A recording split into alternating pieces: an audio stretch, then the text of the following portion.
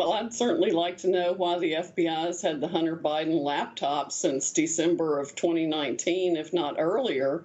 And there's certainly evidence of interference from foreign countries on that laptop with the then Vice President of the United States and person now running for president. It's absolutely horrifying that they've done nothing to address that we can tell. And why do you think they have not been more forthcoming about that specific question? It's been almost a year since they've had it. I mean, if you were being really, I guess, diplomatic here, you could say, well, maybe they didn't want to do anything during a whole entire election year.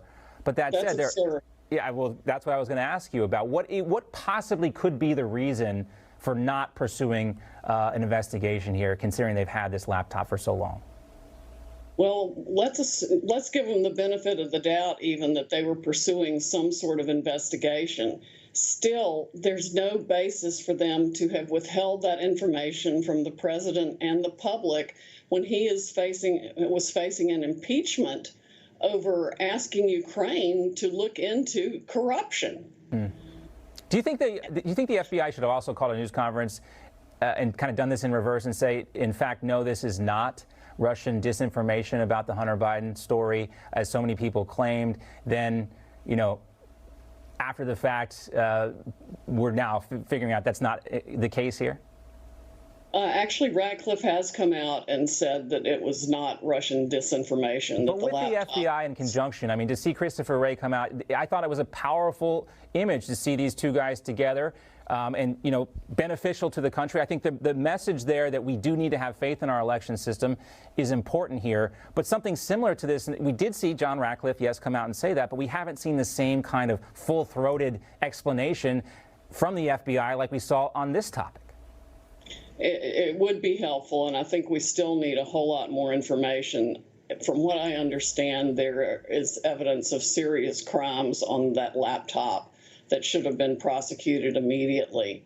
I mean, you don't always have to make your biggest and best case right out of the gate, but enough could have happened to have stopped the hoax of the impeachment process and all the damage that's been done to the country in the last year that would have been simply rebutted, if not completely proved opposite, by the laptop.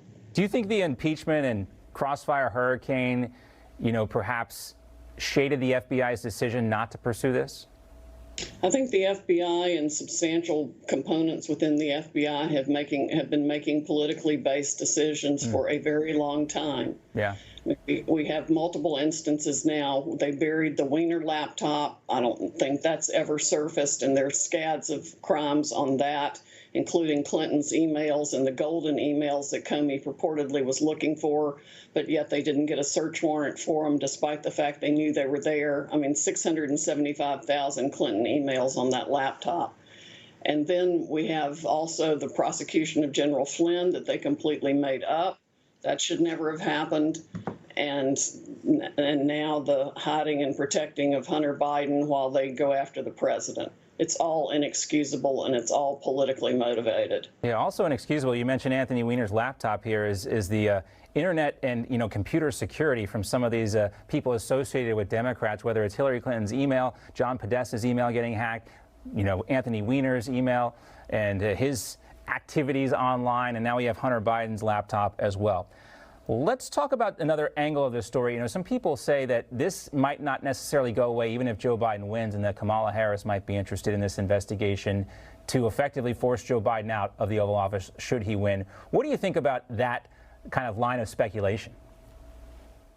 Well, what a mess. Right. I mean, what an absolute mess that we are here on the eve of the election when the FBI's had this information for a year and done nothing with it to protect the American public from criminal conduct and literally the selling out of America. I mean, the Clintons did a great job of privatizing the State Department and doing pay for play with the Clinton Foundation, which is one reason why the server was off the grid. And Obama had to have approved that because he was using an alias to email her on it. So they all knew about it. Harris is no doubt involved in the graft of the Biden family, too. I read somewhere today that she was involved in or knew about some of the business dealings. So it's just a huge mess, none of which would have happened if the FBI had done its job a year ago. Yeah, that's a great point you mentioned about what a mess this is, because, people are going to the polls. They have a right to know if the person they're voting for is compromised, and if the FBI has been sitting on this information this long, they could have certainly gotten some more information out there. When we talk about the first report on Hunter Biden in the New York Post, published that email from April 2015, and it talks about a interaction between Hunter and an advisor to Burisma Holdings, the Ukrainian gas company, of course, where Hunter Biden held that board seat. The email suggested that the advisor met and spent time with Joe Biden while he was vice president, but according to the Times, a longtime advisor to Joe Biden says he never met with anybody from Burisma while he was vice president.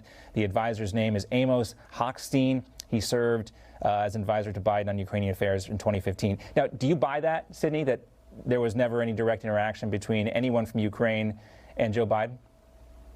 Well, we already know that Joe Biden told the Ukrainian government to fire the prosecutor, or they wouldn't get the $1 billion they'd been promised. And of course, it happened immediately. We've got him bragging about that on tape.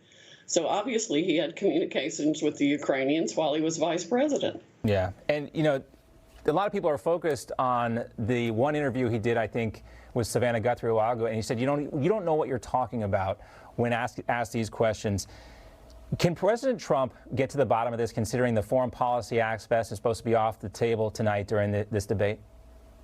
Oh, there's no way they'll let President Trump get to the bottom of it tonight. There's no way Joe Biden's going to stand there and tell the truth. He's a pathological liar. He thinks he can make something true by saying it's so. And he's proven that again and again. But the president can certainly read some of these emails to the public that they haven't seen other places. Yeah. And I hope he will. Yeah. Let's talk about this a little bit more. I mean, there is some frustration right now with the way things are going at the Justice Department. And I want to get to your reaction to something that President Trump said about Joe Biden and the Attorney General during one of his rallies this week in Arizona. Here it is. I'll tell you something, and I mean this. So he is lucky that we have in our country, and they don't appreciate, a wonderful human being and the most fair Attorney General of the United States. Because I know people that would have had him locked up 5 weeks ago. Bill Barr is a very nice man and a very fair man. Sidney, I was trying to read between the lines on what President Trump was talking about there. What do you pick up from his statement about Bill Barr there? Well, I think he thinks a lot of Bill Barr, and I do too. I think he's an extraordinary individual and an excellent attorney general. But many of us are extremely frustrated with the slow pace that this has taken, and particularly in light of the disclosure of what little we know from this laptop already, that the public has been allowed to suffer through, and the president has been forced to suffer through over a year that would have been completely undone with proof of the laptop. Well, as they say, justice delayed is justice denied, and that, I think, applies to your client, General Flynn, as well. Any update on that front, Sidney? No, we're still waiting on Judge Sullivan to decide the motion to dismiss that the court told him to decide with dispatch approximately 50 days ago. And the government moved to dismiss over 165 days ago. Look up the word dispatch and its meaning here in this context, and I don't think 50 days is what anybody had in mind there. So, keep us updated on that. And we're thinking about General Flynn. We'd like to see this over with for him. It's a long time coming. The case needs to be dismissed with prejudice today. Well, yesterday, 2 weeks ago, we could, say several things. 165 days ago. Should have never started, right? Sidney